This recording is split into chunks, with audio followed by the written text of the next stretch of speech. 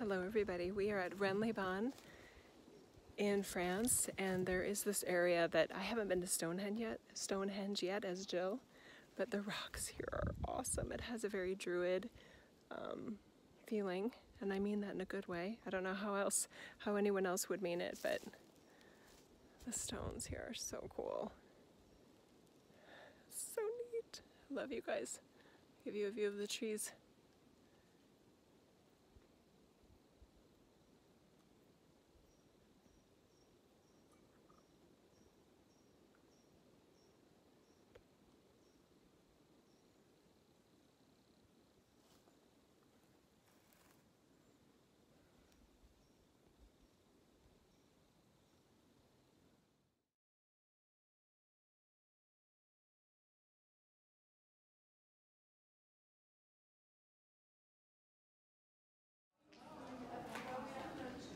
Do you want to say hi? Beautiful Karen. That'll do.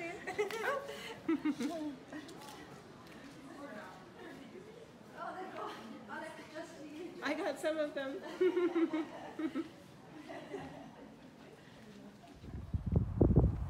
We are just walking up to the dolmens, or it's Les Domaines, I think.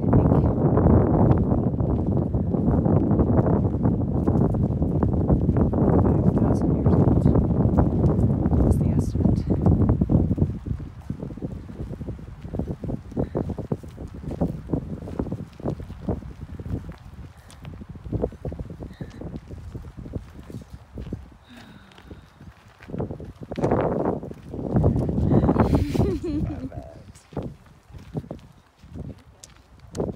Do you want to go in, Mary? Sure.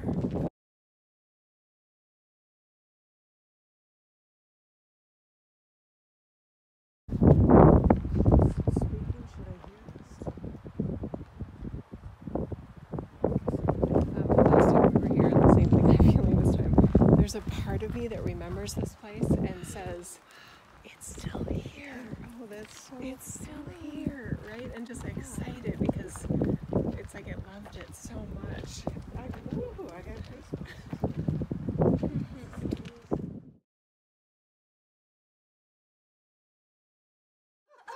Oh, you look lovely. Oh, Of course. This is our guide, Veronique Floyel. Yes, this is the cellar. That's the name of this place.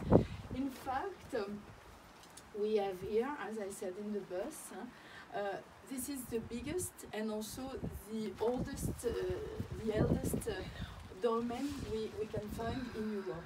So the Celts were coming first from Persia, so very far away from here. They moved in Hungary, these people, and from Hungary, then after we had two ways, and they have spread in Europe, but in two different ways.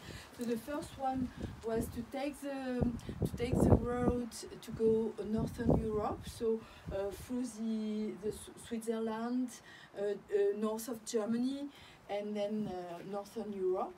And the other part of this Celtic population went to south, and especially here, we found more dolmens and marks of this civilization here in southwest than in southeast.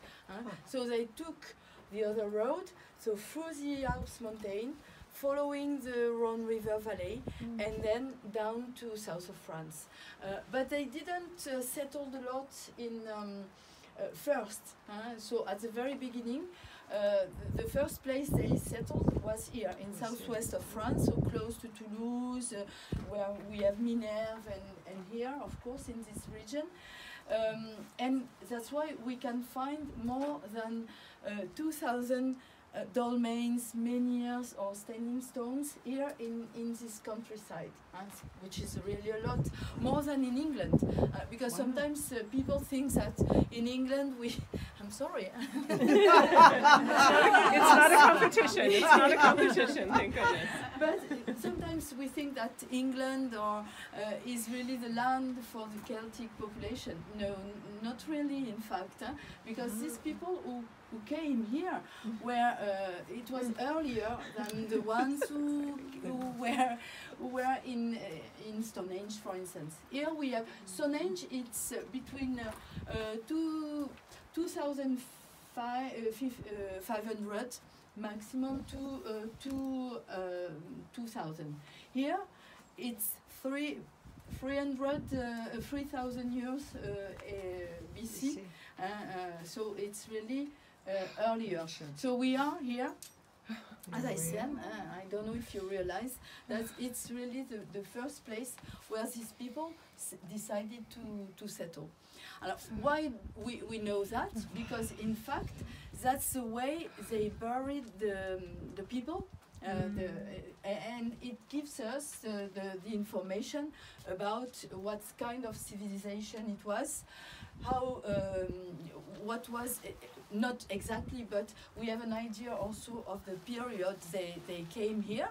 That's why we can date it. And also this way of burying the people, it is called the civilization of burial urns. La civilisation des urnes donc cachées.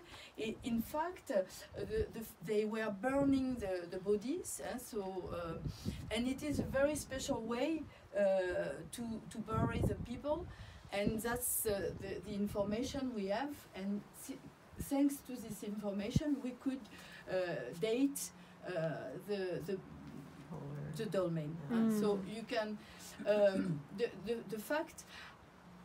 In fact, at this time they had two ways to bury the people. Either they were burned, but it was not the majority of the Celtic practices, or they were buried in the soil with just a menhir. For instance, the menhir, or you know, can be a burial place as well. But here it's really a very special way to bury the members of the tribes. We have this very long corridor, we can say. So this corridor was the place to come to this place. We call it a cella. A cella was a place of ceremony as well. And we can see that we have this doors, we can say, carved in the shape of portal. So like if you wanted to go in a tunnel, for instance. And the same on this side. So the cella was a place for the ceremony, or you know, to practice the worship. And then after the urns, so the people were burned and put the ashes. Merci.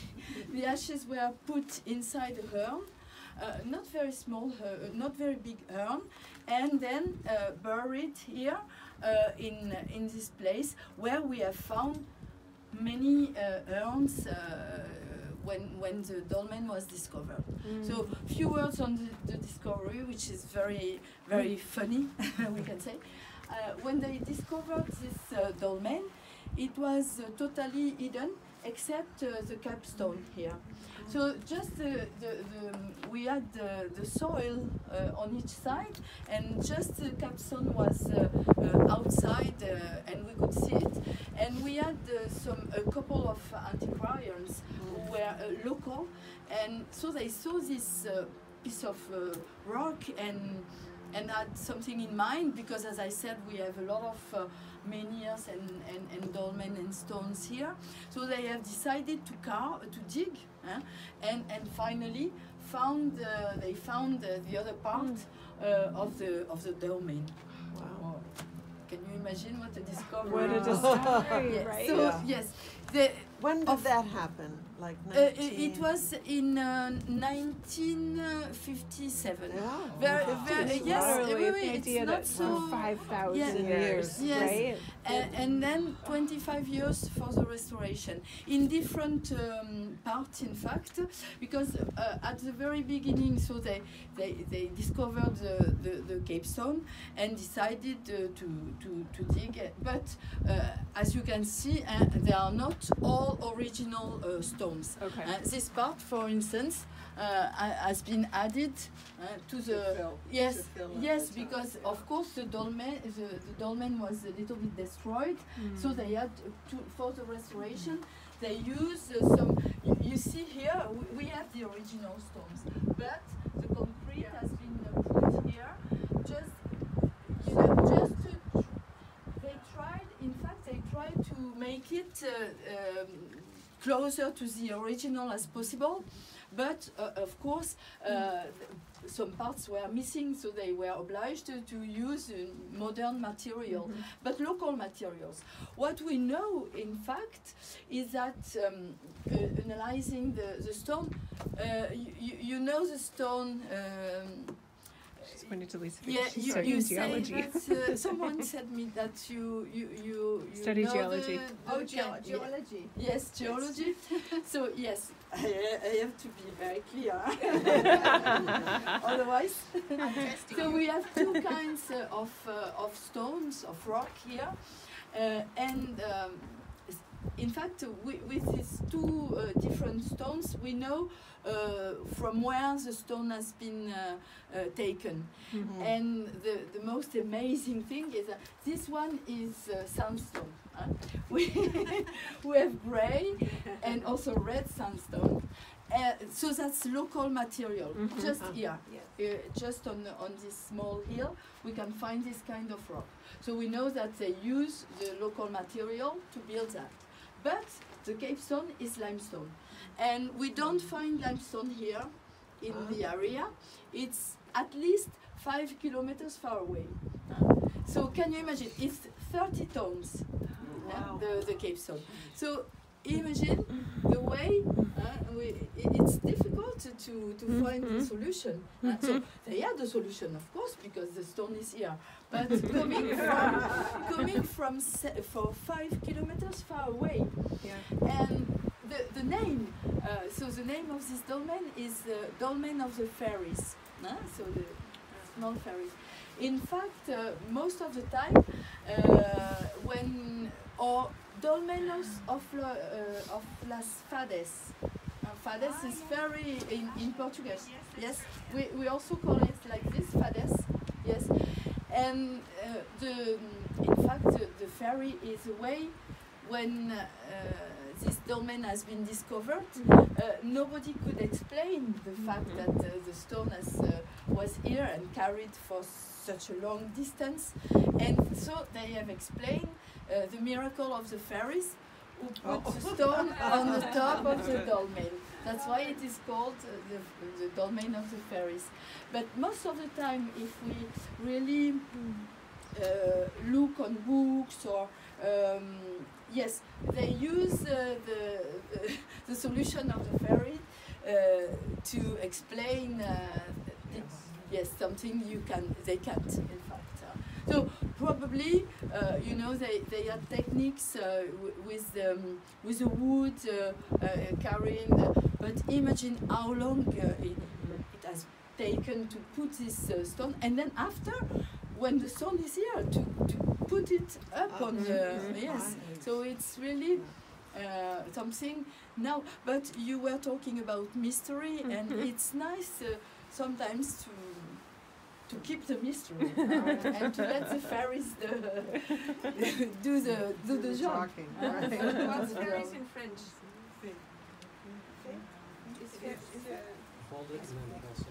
Yes, even if I talk.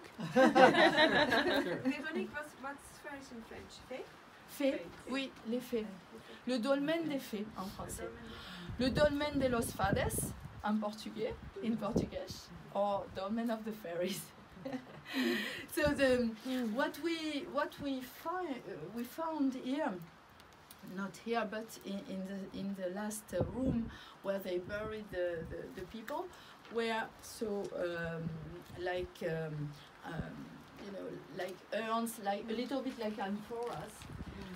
It was not really very big amphoras because they put the ashes. It's different from in Marseille, for instance, where they were burying the little babies inside the amphoras. But this one were very small. And what we have found, in fact, the way they buried, you know, the Egyptians or in some other civilizations, they put something to help the people to go, for instance, an oil lamp or just to have the light to find their way to heaven or whatever. Here,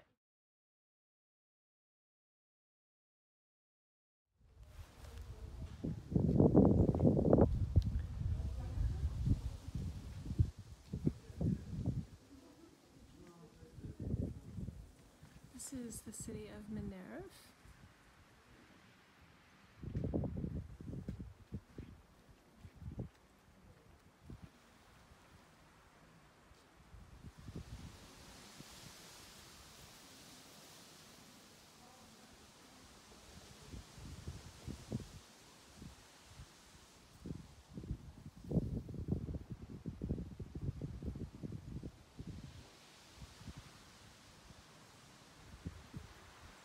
This is the city where somewhere between 140 and 180 Mars, rather than repent, the Catholic Church died, walking into a fire to die instead of agreeing with the Catholic Church.